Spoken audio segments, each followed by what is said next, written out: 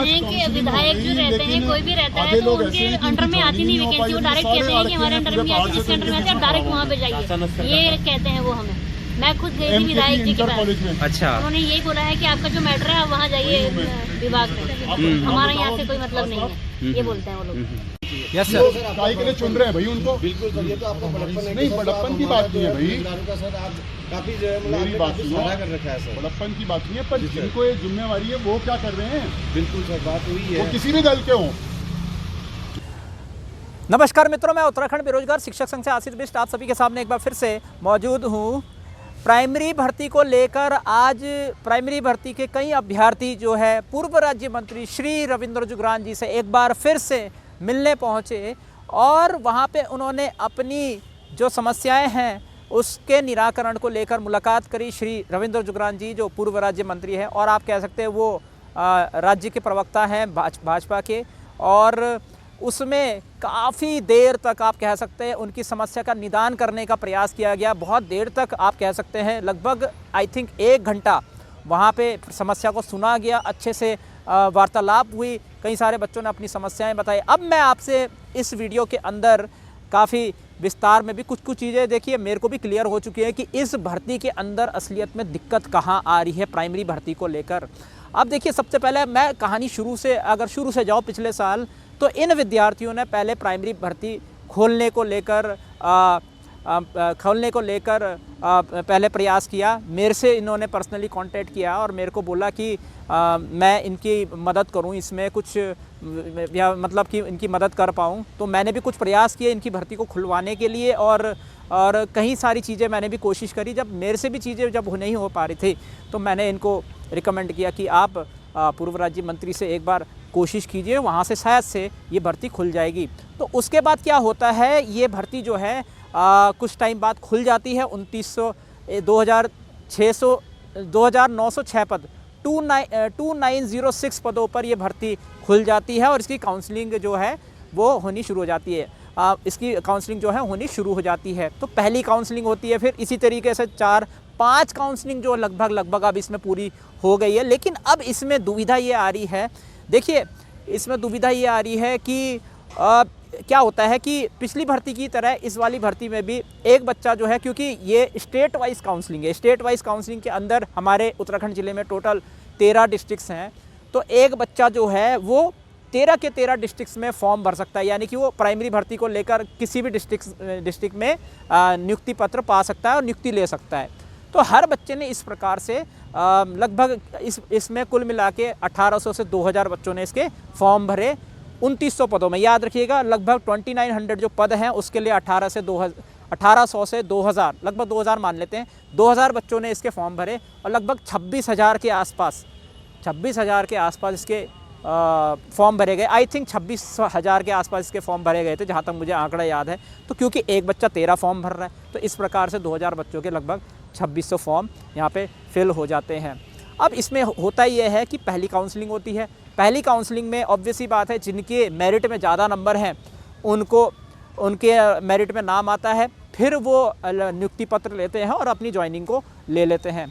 But दिक्कत कहाँ से शुरू होती है कि पहली काउंसलिंग होने के बाद जब वो ज्वाइनिंग ले लेते हैं और तो वहाँ से सेकंड वाली काउंसलिंग में उनके नाम दोबारा से आने शुरू हो जाते हैं। जिन बच्चों ने नियुक्ति पत्र ऑलरेडी ले लिया है, मतलब जिन्होंने नियुक्ति पा ली है, अब उनका नाम तो अगली लिस्ट में, काउंसलिंग की लिस्ट में नहीं आना चाहिए ना, क्योंकि उन्होंने नियुक्ति ले ली है। लेकिन दूसरी काउंसलिंग में भी उनका नाम आ रहा है, फिर तीसरी काउंसलिंग में भी उनका नाम आ रहा है, चौथी काउंसलिंग में भी, 5वीं काउंसलिंग में भी उनका नाम आ रहा है।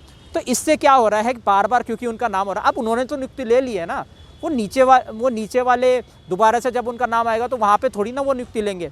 तो उनके नाम आने की वजह से जो नीचे वाले अभ्यर्थी हैं, जो मेरिट में नीचे हैं, उनको ज्वाइनिंग मिलने में दिक्कत आ रही है, नियुक्ति पत्र मिलने में दिक्कत आ रहा है। इसी को लेकर यहाँ पे मिलने का प्रयास किया गया श्री रविंद्र जुगरान जी से, आप कह सकते हैं पूर्व राज्य मंत्री श्री रविंद्र जुगरान जी से। इसका निदान पाने की कोशिश की कि अब ये आखिरी के जो छात्र हैं जिनके मेरिट में थोड़े से लो नंबर है, ऑब्वियस ही बात है, देखिए 2000 बच्चे उन्होंने फॉर्म भरा है और 2900 पद हैं, तो ज्वाइनिंग तो सबको मिलनी चाहिए, ऑब्वियस ही बात है, ज्वाइनिंग तो सबको मिलनी चाहिए। पर दिक्कत कहाँ आ रही है, जब एक ही छात्र का नाम जिसने ज्वाइनिंग ले ली है और उसका नाम बार बार वहाँ पे आया जा रहा है, तो उसका नाम क्यों आ रहा है भाई?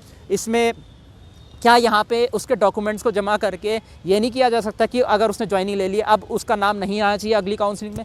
इसका प्रावधान नहीं होना चाहिए था? होना चाहिए था। बट ऐसा कोई मतलब कि आप कह सकते हैं टेक्निकल पॉइंट ऑफ व्यू से आप कह सकते हैं ऐसा कोई सोल्यूशन नहीं यहाँ पे किया गया स्टेट काउंसलिंग के अंदर कि उनसे डॉक्यूमेंट्स को लिया जाए और उनका अगली काउंसलिंग में, क्योंकि उन्होंने फॉर्म भरा है तो उनका हर काउंसलिंग में नाम आएगा, हर काउंसलिंग में नाम आएगा, भले ही उन्होंने पहले वाले में ही ज्वाइनिंग क्यों ना ली।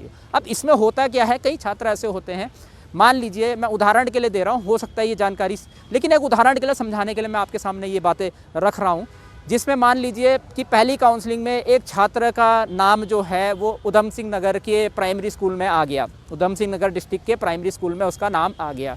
मान लीजिए उसका घर जो है वो देहरादून में है, लेकिन उसका नाम आया उधम सिंह नगर में किसी प्राइमरी स्कूल के अंदर। तो वो क्या कर रहे हैं, वो उधम सिंह नगर में ज्वाइन ले रहे हैं अपना। अब हुआ क्या, मान लीजिए फिर उसके बाद सेकंड काउंसलिंग में उन्हीं का नाम मान लीजिए आ गया हरिद्वार के अंदर। अब हरिद्वार देहरादून के करीब है, तो वो इंसान ये सोच रहा है कि उधम सिंह नगर तो मेरे लिए लगभग 400 किलोमीटर दूर है, मेरे घर के लिए अगर मैं अपने घर जाना चाहूँ तो मेरे को रोज़ 400 किलो छुट्टियों में घर जाना चाहूँ तो मुझे 400 किलोमीटर की ट्रैवलिंग करनी पड़ेगी, मेरे को दिक्कत आएगी। तो उस चक्कर से वो क्या कर रहा है, वहाँ पे उसने नियुक्ति ले ली, 1 महीने की सैलरी ले ली, 1 महीना 2 महीना उसको वहाँ पे हो गया। लेकिन अगली काउंसलिंग में जब उसका हरिद्वार में नाम आया तो वहाँ से उधम सिंह नगर से नौकरी छोड़कर वो यहाँ का लेटर नियुक्ति पत्र ले लेता है और यहाँ पर ज्वाइन कर लेता है। अब होता क्या है, जब वो हरिद्वार में ज्वाइन कर लेगा, अब मान लीजिए दोबारा से अगर अगली बार अगली काउंसलिंग में उसका नाम देहरादून आ गया तो वो देहरादून में शिफ्ट हो जाएगा।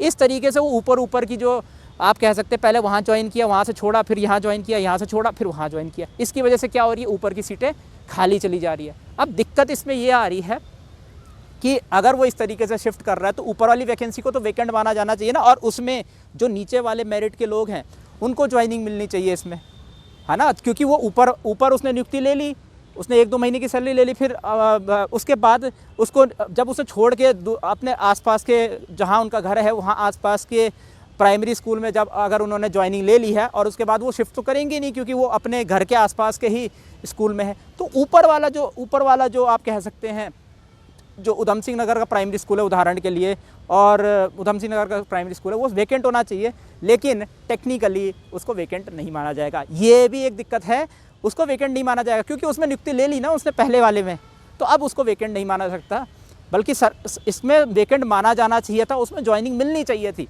लेकिन ज्वाइनिंग नहीं मिल सकती क्योंकि वहाँ पे उसने ज्वाइन ले लिया है। अब उसको टेक्निकली इस वाली भर्ती में वैकेंट नहीं माना जाएगा। हो सकता है कि नई विज्ञप्ति निकलेगी तब जाके उसको उसमें वैकेंट माना जाएगा। ऐसा नहीं है सरकार नहीं करना चाहती, वो करना चाहती है, लेकिन उन्होंने बोला अगर उसको वैकेंट करना पड़ेगा तो इसमें नियमावली में संशोधन करना पड़ेगा।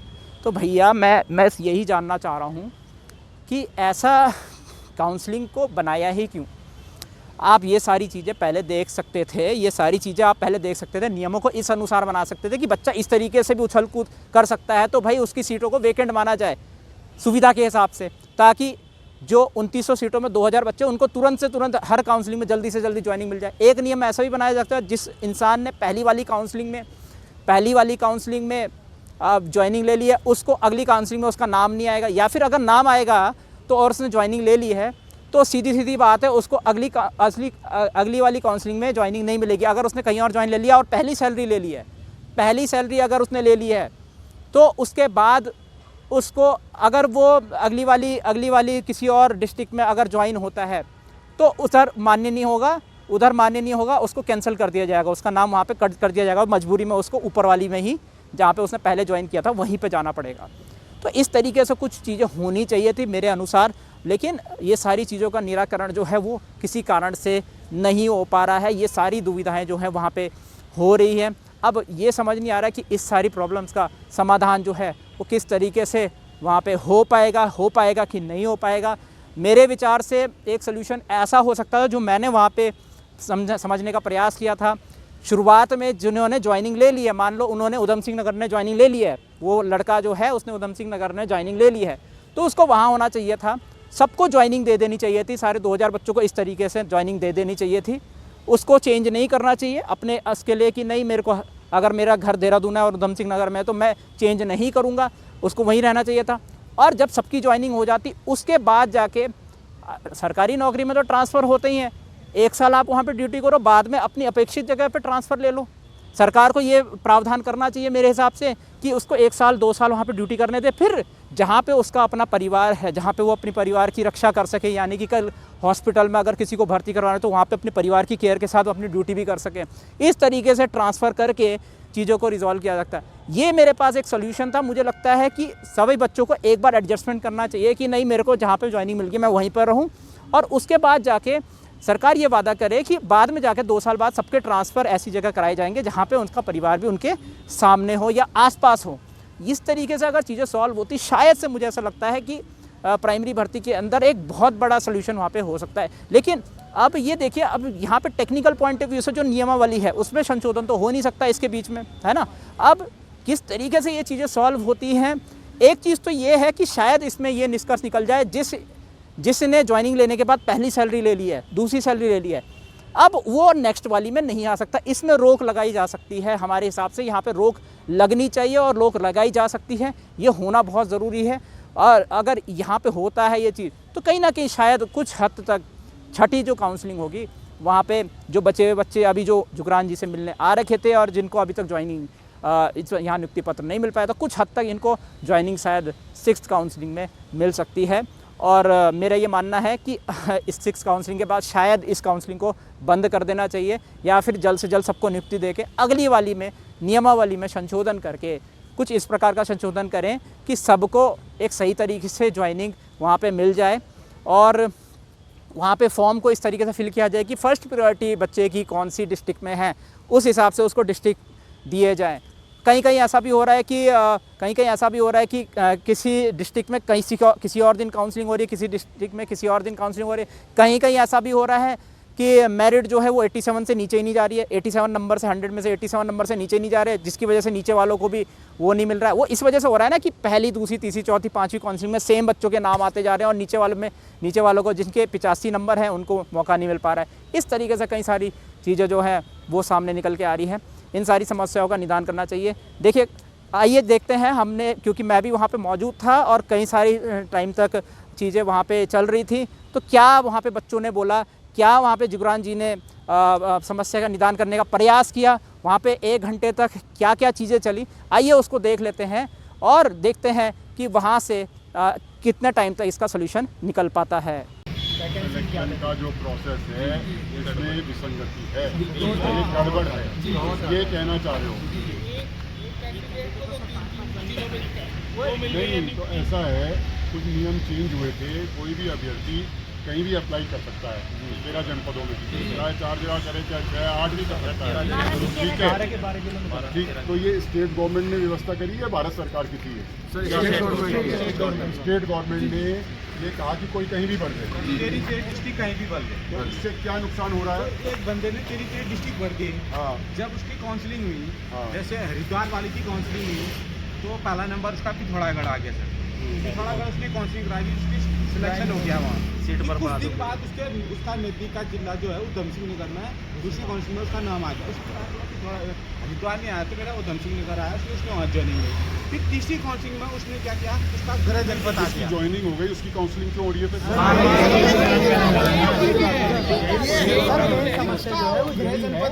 एक करते हैं। टोटल पद कितने थे? 2950 में आप लोग भी धरने में बैठे हुए थे? कौन आया था वहाँ? आप ही ने किया सर, आप ही ने किया था, ठीक है जी सर। 2900 पद थे, 2906 पद है, 2906 2900 पद थे। अब तक कितने लोगों की ज्वाइनिंग हो गई? 1800 बता रही है, जिनको ज्वाइनिंग लेटर दे दिया है, और रिजाइनिंग वाले भी। एक आदमी ने 3 पद ले रखे हैं, एक बच्चे ने 3 से 4 पद ले रखे हैं, उसको मतलब एक ही बच्चे को 4-4 जगह से लेटर मिल रखे हैं, और वो काउंटिंग में 4 ही है। वो इस्तीफा देते रह रहे हैं। अब क्या होना है? अब क्या होना चाहिए? अब हमें ये जॉब लगी उनको रोकना, जो पद उन्होंने धोए रखे हैं उनको रिक्त माना जाए, उनको भरा हुआ नहीं माना जाए। और स्टेट काउंसलिंग और स्टेट काउंसलिंग एक ही जगह, और जिनकी ज्वाइनिंग हो गया वो हमें बुलाया जाता है। भैया आप कहाँ से आए हो? हाँ, नमस्कार। आया हूँ सर। लोग क्या करते हैं कि विधायक जो रहते हैं, कोई भी रहता है, तो उनके अंडर में आती नहीं वैकेंसी, वो डायरेक्ट कहते हैं कि हमारे अंडर में आती, जिसके अंडर में आती है डायरेक्ट वहाँ पे जाइए, ये कहते हैं वो हमें। मैं खुद गई थी विधायक जी के पास, अच्छा, उन्होंने यही बोला है कि आपका जो मैटर है आप वहाँ जाइए विभाग में, हमारा यहाँ से कोई मतलब नहीं है। ये बोलते हैं वो लोग। तो कोई विधायक नहीं हूँ, मैं मिनिस्टर नहीं हूँ, मैं सांसद नहीं हूँ, ना मैं कभी रहा हूँ। मैं गलत कह रहा हूँ, सही कह रहा हूँ? या मुझे गवर्नमेंट ने कोई गाड़ी घोड़ा बंगला थोड़ा दे रखा है कि पूरे उत्तराखंड के लोगों की समस्या सुनो, उसका समाधान करो? मैं तो सुबह से शाम तक यही काम होता रहता है मेरा। तो आप ही का विभाग नहीं है? शिक्षा में प्राइमरी से लेके हायर एजुकेशन तक, टेक्निकल एजुकेशन तक, मेडिकल एजुकेशन तक, और जितनी तरह की एजुकेशन होती है, संस्कृत है, आयुर्वेद है, आयुष है, सारा का सारा नहीं सर, ये बात निकल के बाहर जानी चाहिए कि नहीं जानी चाहिए? जानी चाहिए। हाँ यस सर। काय के लिए चुन रहे हैं भाई उनको? बिल्कुल सर, ये तो आपका बड़प्पन है। नहीं, बड़प्पन की बात नहीं है भाई। का सर आप काफी जो है मेरी बात सुनो, कर रखा है सर। बड़प्पन की बात नहीं है, पर जिनको ये जिम्मेवारी है वो क्या कर रहे हैं? बिल्कुल सर, बात वही वो है। किसी भी दल के हों, इसका मतलब आप लोगों का उन पर विश्वास नहीं है। बिल्कुल सर, इसलिए नहीं होगा कि आप कई बार गए होंगे, रिस्पांस नहीं मिला होगा। सर मंत्री जी से हम आए कैसे? आप बस से आए? सर नहीं, गाड़ी करके बुक करके आए हैं। अच्छा, गाड़ी बुक करके आए। खेती बाड़ी आपकी सर है थोड़ी है सर, लेकिन हम जुलाई से धक्के खा रहे हैं सर। मैं तो सब समझ गया हूँ। ठीक है ना? ठीक है, तो अब आप अपना टाइम यूटिलाइज कर लो इसे 1 घंटे के बीच, ठीक है ना? तो सॉल्यूशन निकालने की कोशिश करेंगे आमने सामने बैठ के कि भाई ये इसका सॉल्यूशन है, अब आप इस सॉल्यूशन को क्रियान्वित करें। इसलिए वो सीरियस और सिंसियर हैं, इशू को समझेंगी और रिजल्ट देंगी। ठीक है ना? अभी बल्कि 15-20-25 मिनट आप यहीं रुके रहें, कहीं मत। नमस्कार मित्रों, मैं उत्तराखंड बेरोजगार शिक्षक संघ से आशीष बिष्ट आप सभी के सामने का फिर से मौजूद हूँ। यहाँ MKP इंटर कॉलेज के बाहर मैं खड़ा हूँ और अब मेरे सामने कुछ प्राइमरी के अभ्यर्थी यहाँ खड़े हो रखे हैं। आइए इनसे जानते हैं इनकी क्या समस्याएं हैं और क्या क्या बातें जो हैं जिस चीज़ के लिए ये यहाँ पे आए हैं उस समस्या को जानने का प्रयास करते हैं। हाँ अच्छा, क्या क्या नौबत आ गई कि आपको देहरादून आना पड़ा? सर अपना हक लेने के लिए आना पड़ रहा है। हाँ कौन सा हक आप बता पाएंगे कि किस चीज़ के लिए? जी, प्राथमिक शिक्षक भर्ती 2024 में हमने पार्टिसिपेट किया था।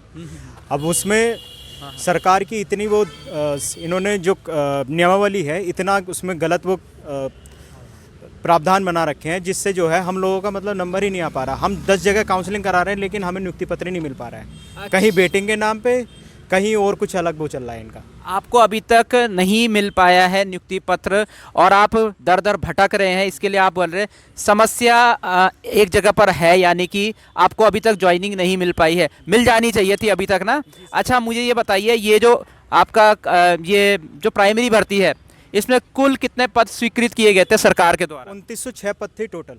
2906 पद थे। कितने बच्चों ने इसका फॉर्म भरा? लगभग आवेदन 1800 से 2000 बच्चे थे जो जेन्युइन थे। अच्छा, जो DLED वाले थे। अच्छा, मतलब 3000 के आसपास या 2900 पद के आसपास यहाँ पे स्वीकृत किए गए थे सरकार के द्वारा और फॉर्म टोटल भरे हैं 1800 से 2000 के बीच में, यही सही बात है?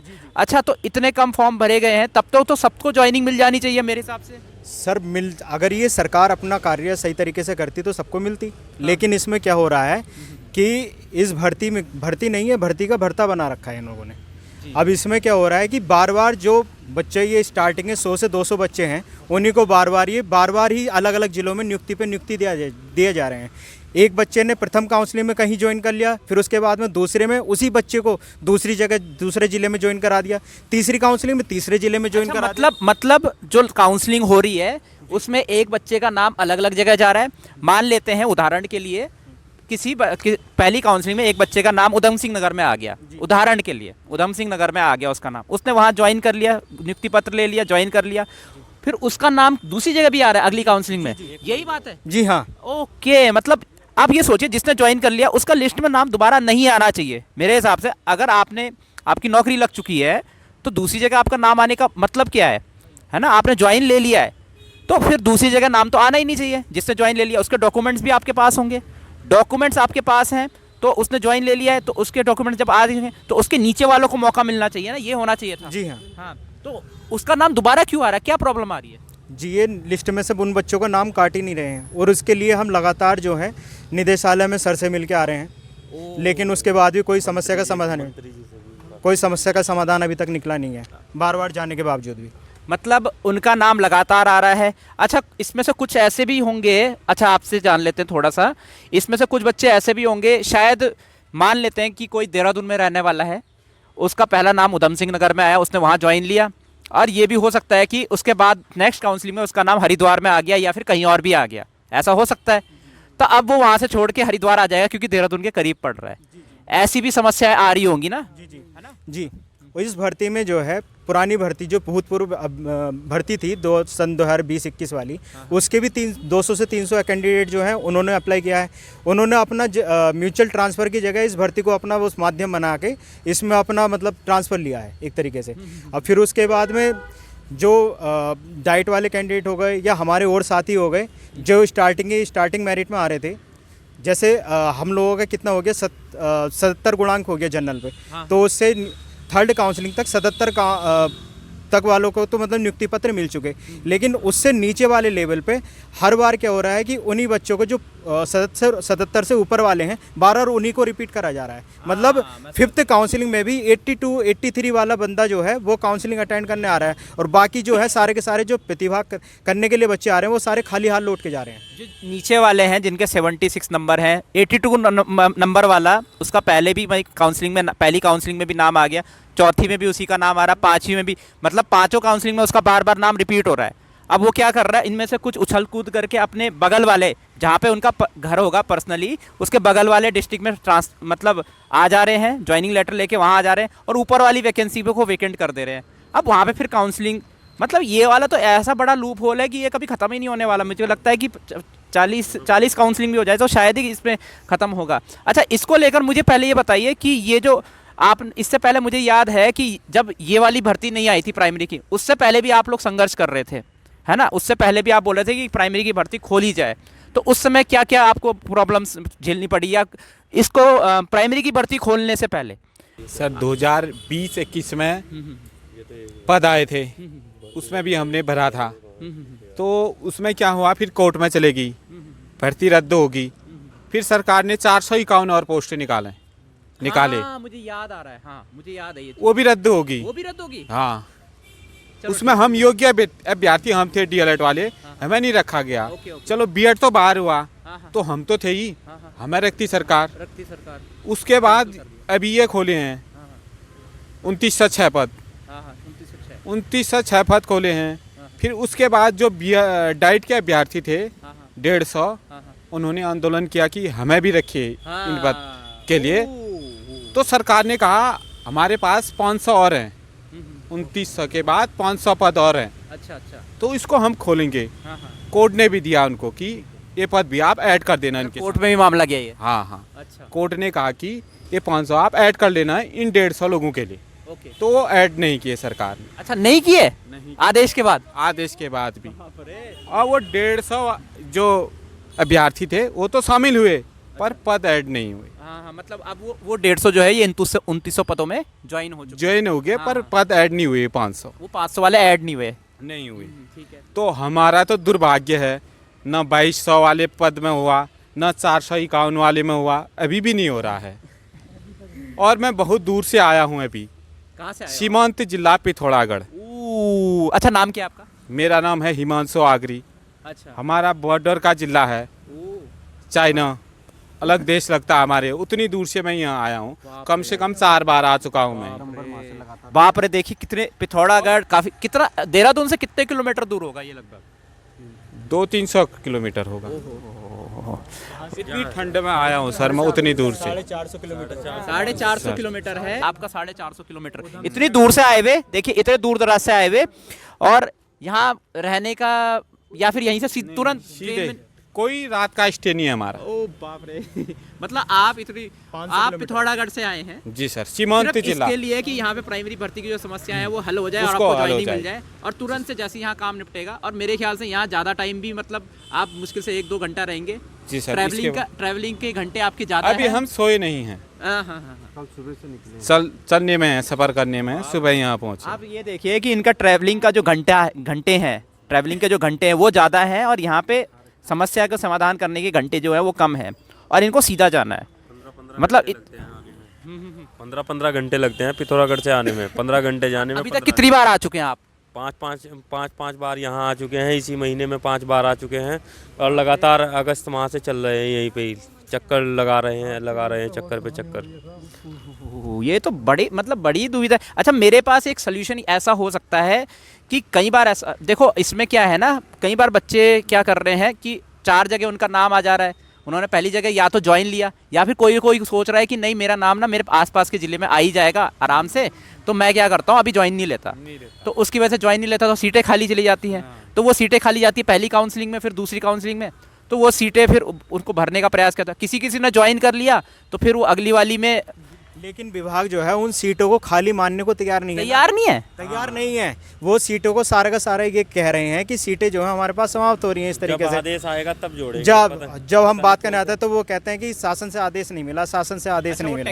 टेक्निकल टर्मिनोलॉजी में बोल रहे हैं कि अब वो तो भर गया, पहले उसने ले लिया ज्वाइन ले ली वहाँ पे, वो अब फिर उसने वहाँ से छोड़ के अगर दूसरी जगह ले लिया, अभी डॉक्यूमेंट मतलब एक तरह से टेक्निकल काम में तो वो फिल हो रखी है। जब तक वहाँ से आदेश नहीं आएगा टेक्निकल वे में देखें तो तब तक इसको वेकेंट नहीं माना जाएगा। यही टर्मिनोलॉजी है। और यही हमारा वो सबसे बड़ी समस्या ये हो रही है कि इसी के चलते जो है हम लोग जो बचे हैं, हम थर्ड काउंसलिंग से लगातार काउंसलिंग करा रहे हैं और अपना नाम श्रेष्ठता सूची में होने के बावजूद भी हम लोगों को नियुक्ति पत्र नहीं मिल पा रहा है। ये बहुत बड़ी समस्या है और बहुत बड़े स्तर पे ये समस्या जो एक तरफ जो है जिलों में ये काउंसलिंग का ये रूल लगा रखा है, एक तरफ तो थर्ड काउंसलिंग में 2 जिलों ने अपनी जो है पूरी की पूरी वैकेंसी, जितनी वैकेंट सीट थी सारी की सारी ओपन कर दी। फिर उसके बाद में जो है उन्होंने एक ज़िले ने तो बच्चों को मतलब टोटल भर लिया और दूसरे ज़िलों ने जो है केवल 70 या 80 बच्चों को नियुक्ति पत्र देके उसके बाद में कह दिया कि हम जब इलेक्शन वगैरह निपट जाएंगे उसके बाद में हम सोचेंगे क्या करना है। अच्छा, एक सोल्यूशन क्या ये हो सकता है? मेरे दिमाग में ये सोल्यूशन आ रहा है कि अभी जो है जो इंसान जिसकी काउंसलिंग में पहले जहाँ नाम आ रहा है वो वहाँ ज्वाइन कर ले, भले ही वो अपने घर दराज से दूर है, ठीक है। अब बाद में जब सब लोग ज्वाइन हो जाएं उसके बाद, क्योंकि देखो गवर्नमेंट जॉब में ना ट्रांसफ़र होता है ना, ट्रांसफ़र करते हो आप। सर म्यूचुअल ट्रांसफ़र होता है। बच्चे वो भी करने के लिए तैयार हैं। बाद में 2 साल आप वहाँ दूर दराज में या 1 साल आप सर्विस दे दें वहाँ पे, फिर बाद में उनके अपेक्षित, अगर उनको आपको देना अपेक्षित ज़िले में ट्रांसफ़र देना है तो बाद में उनको वहाँ पे ट्रांसफ़र कर दें, है ना। मतलब जैसे अगर मान लो मेरी ज्वाइन उधम सिंह नगर, कहना ये है कि काउंसलिंग का अधिकार 13 जिलों का आवेदन कर रखा है, उन्हें काउंसलिंग का अधिकार तो सब जगह ने दे रखा है, लेकिन उन्हें 13 के 13 जनपदों में नियुक्ति पत्र एक साथ लेने का अधिकार किसने दे रखा है कि एक ही बच्चा 13 के 13 जिलों से अपने लिए समान पद में नियुक्ति ले रहा है वो। तो जैसा कि आपने देख लिया होगा अभी इन वीडियोस में कि किस प्रकार से यहाँ पे लूप बन रखा है, एक गोल गोल लूप बन रखा है, और हमें लग रहा है कि इस सारी समस्याओं का समाधान शायद ही हो पाएगा। जैसा कि आपने देखा जुगरान जी ने भी कुछ हद तक प्रॉब्लम को सॉल्व करने का उसी टाइम प्रयास किया, बच्चों की प्रॉब्लम्स को सॉल्व करने की कोशिश किया, बच्चों को कुछ हद तक वहाँ रुकने के लिए कहा कि शायद इसके समस्या का समाधान यहाँ से निकल सकता है। बच्चों ने भी अपनी बातें जो हैं बहुत अच्छे तरीके से रखने का प्रयास किया, और कितनी दूर दूर से बच्चे आए वो भी आपने यहाँ पे देखा होगा, कितनी दूर से संघर्षरत हैं बच्चे। और कुछ हद तक ये जो कार्य है ये जनप्रतिनिधियों के द्वारा भी होना ज़रूरी था, और जिस पे बिल्कुल भी बहुत अच्छे से ध्यान नहीं दिया गया, ये भी बहुत निराशा की बात है। क्या लगता है क्या लगता है इस समस्या का समाधान क्या हो पाएगा? आपके अनुसार इसका सॉल्यूशन हल क्या हो सकता है? नीचे कमेंट सेक्शन में ज़रूर बताएं। इस वीडियो में इतना ही। मैं उत्तराखंड बेरोजगार शिक्षक संघ से आशीष बिष्ट आप सभी से अनुमति लेता हूं। जय भारत, जय उत्तराखंड।